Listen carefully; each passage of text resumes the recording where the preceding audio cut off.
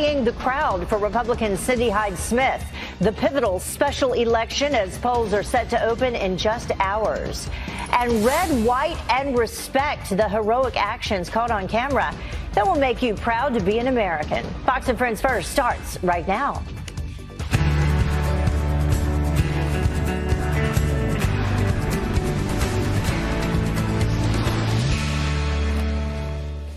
And good morning to you once again. You are watching Fox and Friends First on this Tuesday morning. I'm Heather Childers. Thank you so much for starting your day with us. It's going to be another busy one, so let's get straight to that Fox News alert for you. President Trump now calling Democrats the party of caravans and crime. This, as we learn, the migrant caravan on our nation's doorstep includes 600 known criminals. Griff Jenkins is live on the ground in Tijuana with some alarming new details for us this morning. Good morning, Griff. Good morning, Heather. Just after 1 a.m. here in Tijuana, but let me let you have a look around. We are outside the Benito Juarez Stadium. It is the main shelter for the more than 7,000 migrants. They tell me here, you're looking at the men behind the gates. Beyond this wall is the main field where there are thousands of tents set up, people sleeping now. As you look down this sidewalk, you can see folks sleeping. Just to orient you a little bit, too, if you look just beyond me, Heather, I just want to show you the wall. The structure you see across this highway is part of the U.S.-Mexico border wall. But the big news yesterday coming from Kirstjen Nielsen, the DHS secretary, giving us some numbers. She says that there's some 8,500 caravan migrants gathered, mostly here and then also in Mexicali, Mexico, about 2 hours from here. About 90% of them, they believe, are not eligible for asylum, which is a big point because, of course, that's why they say they are coming here. And the note that they believe there is as many as 600 with a criminal history in there. Now, another important part of this whole story, of course, is what we saw Sunday. DHS Secretary officials saying that 4 agents, at least 4 Border Patrol agents, were injured in all of this. And that is why yesterday at a rally in Mississippi, President Trump had a message for the caravan migrants.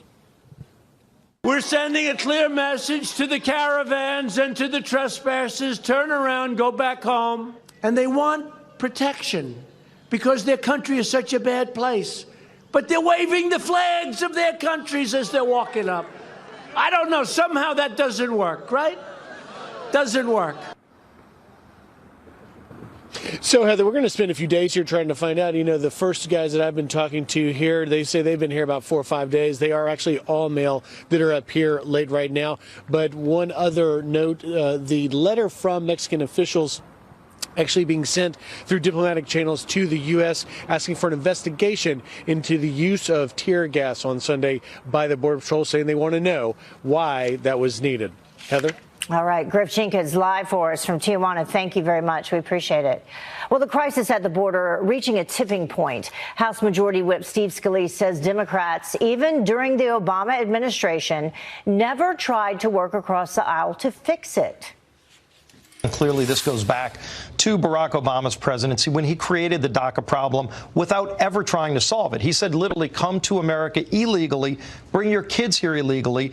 He never tried to fix it. They never, in fact, when Pelosi had the House, they had a supermajority in the Senate. They never tried to bring a bill to fix the problem. They wanted a political issue. And so they never tried to fix it. As you pointed out again, President Trump comes into office. Chuck Schumer initially was willing to work with him on a solution to DACA that included funding for the wall. Then the radical left went nuts, and Schumer pulled that deal off the table.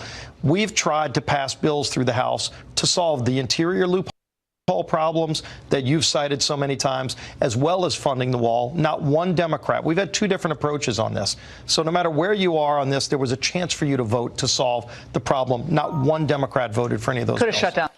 Well, Scalise telling Fox News that House lawmakers are now in big negotiations, that's a quote, over increased border wall funding. We'll talk much more about this coming up. In the meantime, an American hero killed in action is home. The remains of Army Ranger Leandro Jasso returned to the U.S. overnight. The 25-year-old from Washington State lost his life during a gunfight with al-Qaeda. He's the 10th American service member killed in Afghanistan this year and the 2nd this month. Friends describe him as a charismatic, hard-working man who was determined to join the Army since he was a child. Well, family, friends, and officers say final goodbyes to a Chicago police officer killed trying to save lives. Officer Samuel Jimenez shot in the neck by a gunman inside a hospital. Sam wasn't the kind of cop who did this job to get recognition. He did his job with sincerity, professionalism, and as we all learned, profound courage and selflessness. Well, Illinois' governor also speaking at the funeral. Jimenez, a 2-year veteran of the force, is remembered as a hard-working man who loved his wife and his 3 children. And our hearts and prayers to all of them. Well, voters are heading to the polls today in Mississippi for the state's Senate runoff election between Republican Cindy Hyde-Smith and Democrat Mike Espy. Ray Bogan brings us the latest on the hotly contested tight race. Thank you, Mississippi. It is great to be here. Cindy Hyde-Smith is getting some high-profile help for Tuesday's election. Now, this Senate seat is for a very, very special woman who's going to do a special job, and she votes for us, and she votes for Make America Great Again. The president, vice president, and South Carolina Senator Lindsey Graham are all trying to make her the victor, painting her as a strong conservative. When Kavanaugh needed your senator, she was there. We're going to start over in 2019. Mississippi is a Republican stronghold. President Trump won the state by 18 points in 2016. But the race is tight after a 2014 photo surfaced of Hyde-Smith wearing a Confederate hat, and after she made controversial remarks some consider racially charged. The comments prompted Walmart, Major League Baseball, and other companies to ask Hyde-Smith for their donations back. And her comments don't reflect the value of our state. Her challenger, Mike Espy, has also criticized her comments, but he has his own problems. He was indicted on charges of accepting improper gifts as Bill Clinton's agriculture secretary. Espy won that case. A campaign ad also claims Espy lied about being a foreign agent for the Ivory Coast. Espy is trying to keep the focus on health care and education. I want to lift everybody up, and that's all I've been talking about. In Washington, Ray Bogan, Fox News. Let's head over to California. The head of the California Democratic Party taking a leave of absence over sexual misconduct allegations. Party chair Eric Bauman stepping aside after he was accused by another party leader of sexually harassing and assaulting several people at party events. Bauman's leave will last until an outside investigation ends. He says he looks forward to putting those allegations behind him. An update for you, former Trump campaign advisor George Papadopoulos waking up behind bars this morning. He's serving 14 days in a Wisconsin prison after pleading guilty to lying to the FBI in the Russia probe. Papadopoulos' wife slamming special counsel Robert Mueller on Tucker Carlson tonight. I feel this decision very unfair.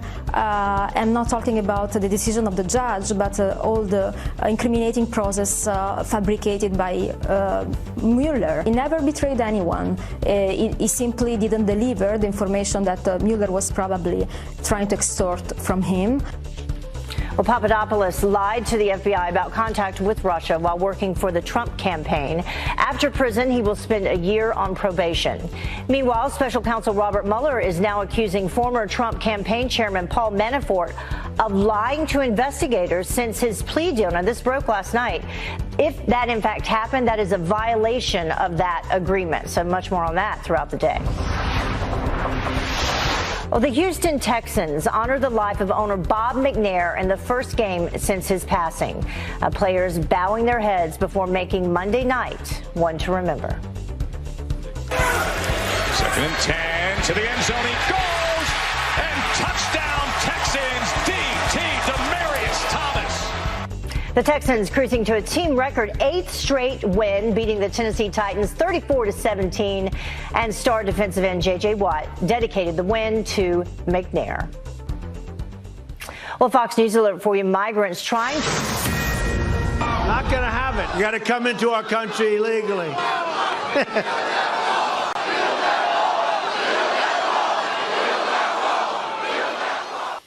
Well, President Trump promising to keep our southern border secure as the Department of Homeland Security reveals 600 criminals are traveling with the caravan and 90% of them are not eligible for asylum. So is this proof that we need the wall more than ever? Here now is the Director of Policy Studies at the Center for Immigration Studies, Jessica Vaughn. Jessica, thank you so much for joining us. We really appreciate it. Good morning. So let's begin here, and I would like to get your response to Secretary Nielsen's statement here. She said, we can pull this up, the overwhelming majority of these individuals are not eligible for asylum in the United States under our laws. 90% are not eligible. At this point, we have confirmed that there are over 600 convicted criminals traveling with the caravan flow. Does any of that surprise you? No, it does not at all. It's very consistent with what we've seen for years now at the border with people coming from Central America, sometimes using smugglers, but other times coming in these so-called caravans. Proponents of open borders and a lot of Democrats will say that this is a humanitarian crisis, but we know that most of these people themselves, while they ask for asylum to get into the country, it turns out that they are really just coming here as opportunists because they think that they can get through. They have been told that they'll be able to get through and live here indefinitely without anything happening to them. In the past several years, of the Central American migrants, of the ones who come in asking for asylum, half of them don't even fill out the asylum application form. Others will cut off their monitoring bracelets or not show up for their appointments. They skip out on their court hearings.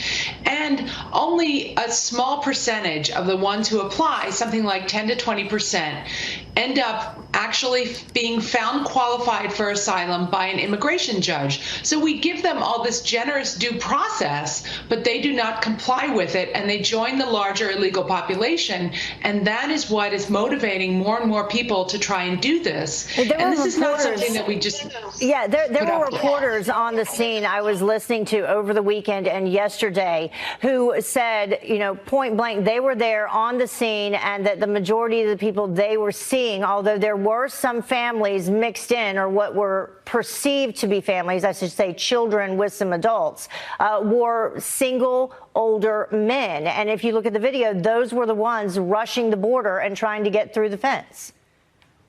That's right. Yeah, these are not, you know, persecuted families. It's primarily in this particular caravan, young men who are seeking to get into the United States. Some of them admit that they've been deported before.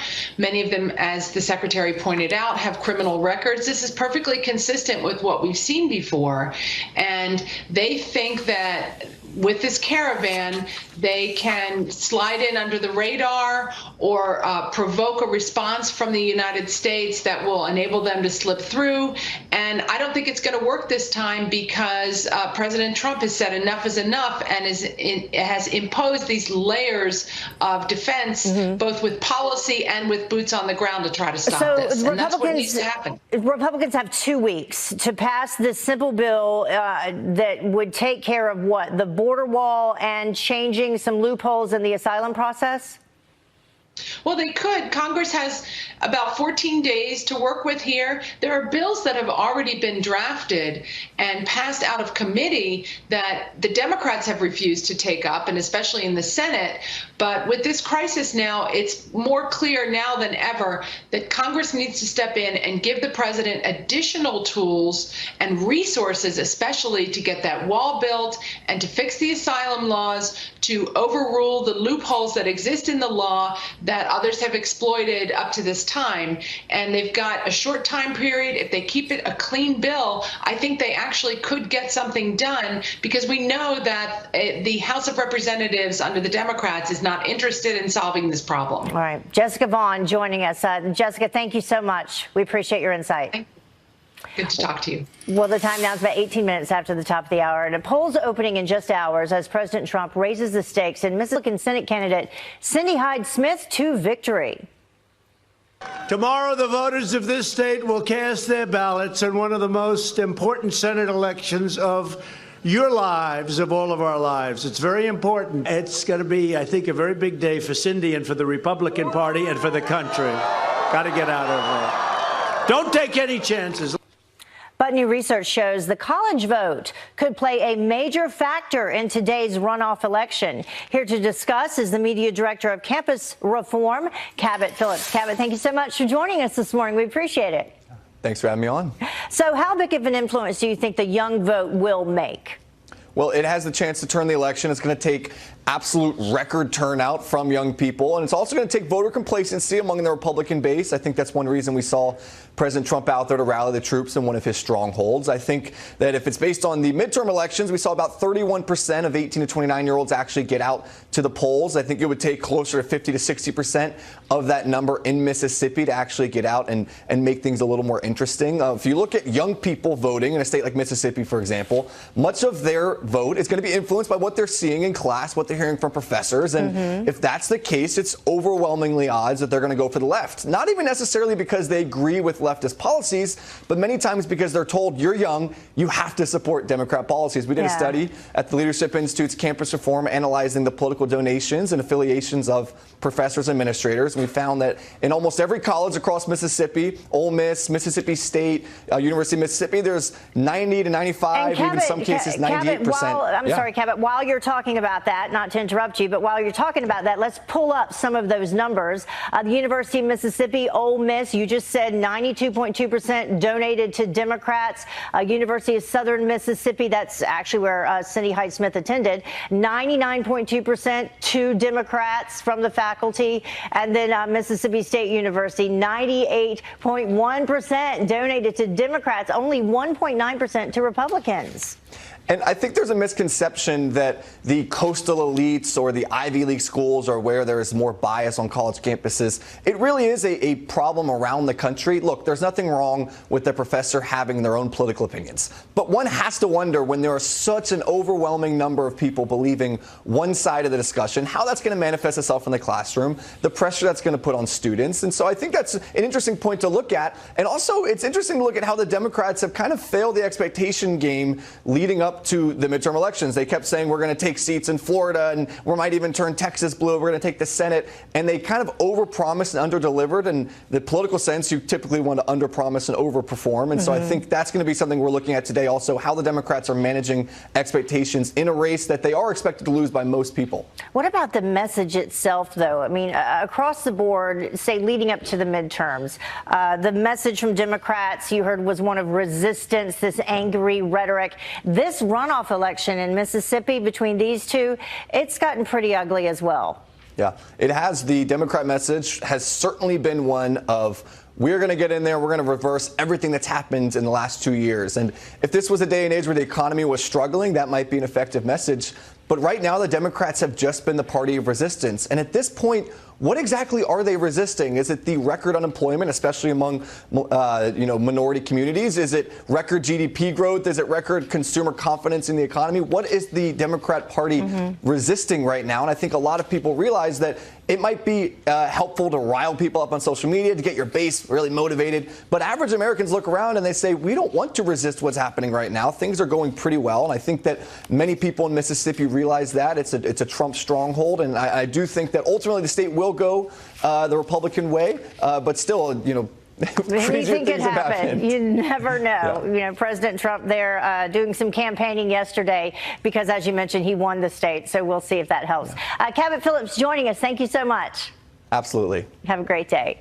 Well, this Fox News alert for you. The U.S. calling out Russia after attacking Ukraine again.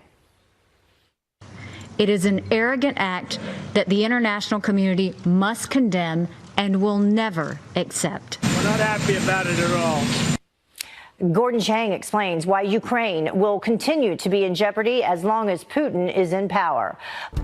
Democrats have become the party of caravans and crime. True. Because when you have open borders, you have crime. When you have sanctuary cities, you have crime. Republicans are committed to halting this incursion and defending the sovereign territory of the United States of America.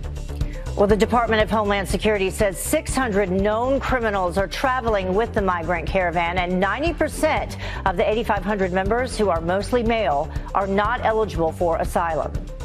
Well, the White House is refusing to cave to critics who are slamming the use of tear gas as inhumane. Retired Border Patrol agent Chris Harris says they should be more outraged that children were brought into that violent situation to begin with. They're entitled to do that at the port of entry. They enter through the front door. And I agree with you, my friend, for what you just said as humanely enforcing the laws. But the law says you come through the front door. You don't use force to break in the side door. They were going to an area we call Whiskey 4, which is not the port of entry. It's to the west of the port of entry. And they were tearing the fence down.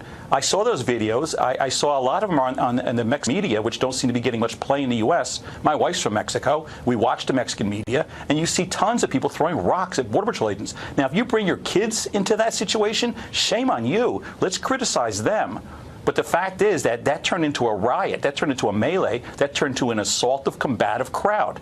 And they used the most minimum amount of force necessary to stop that. If you want to get asylum, go through the port of entry, through the front door. You might have to wait in line. I wait in line at Disneyland. Sure. That's how it works. Well, Homeland Security says that there are currently 8,500 caravan members in Tijuana and Mexicali, with more expected to join them by the end of the week. To this Fox News alert for you, the Ukrainian government now imposing martial law after Russia seized 3 of their ships and detained dozens of sailors. The U.S. is now calling out Russia for their brazen attack. It is an arrogant act that the international community must condemn and will never accept. We're not happy about it at all. Not at all. We don't like what's happening, and hopefully it'll get straightened out. I know Europe is not, they are not thrilled. They're working on it too. We're all working on it together. So what is the next step in dealing with Russia's growing aggression? Here now to weigh in is Asia analyst Gordon Chang. Thank you so much for joining us. A very important topic, something huge that happened that somewhat was swept under the rug yesterday. The area that we're talking about, 24 crew members detained, including 6 who were injured. This sea technically shared by Ukraine and Russia as part of a 2003 agreement, but that was before Russia annexed Crimea in 2014. You know, what the Russians are trying to do is close off the Sea of Azov so that essentially Ukraine will be landlocked. This is important to us because the Russians are also trying to close off the Black Sea, which is international water.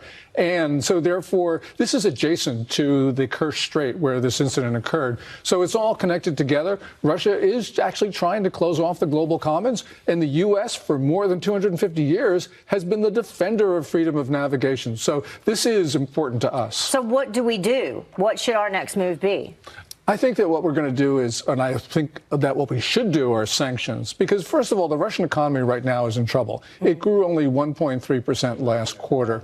Oil prices are plunging, and oil accounts for more than 30% of Russia's gross domestic product, more than 60% of its exports, Heather. So it's vulnerable. And this is what we should be trying to do. During the Cold War, Reagan did this to the Soviet Union, in conjunction with Saudi Arabia, by the way, when they tried to lower oil prices, and that affected the Soviet Union's ability to carry on aggression around the world. You know, you were on social media talking about this yesterday, and one of the points that you made was what China's reaction will be to all of this and why that is important. Yeah, China also is trying to close off the global commons, South China Sea, East China Sea, other adjacent areas. And I think the Russians are doing this, and then the Chinese are sort of getting encouraged by it because they see sort of a feeble response on the part of the West.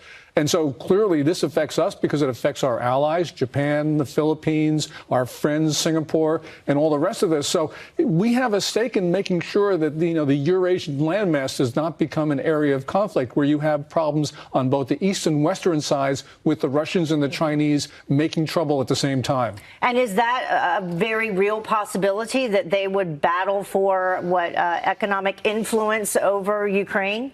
Oh, clearly, because the Russians and the Chinese have been coordinating their foreign policies. We saw that, for instance, in Syria in 2013 at the height of the civil war.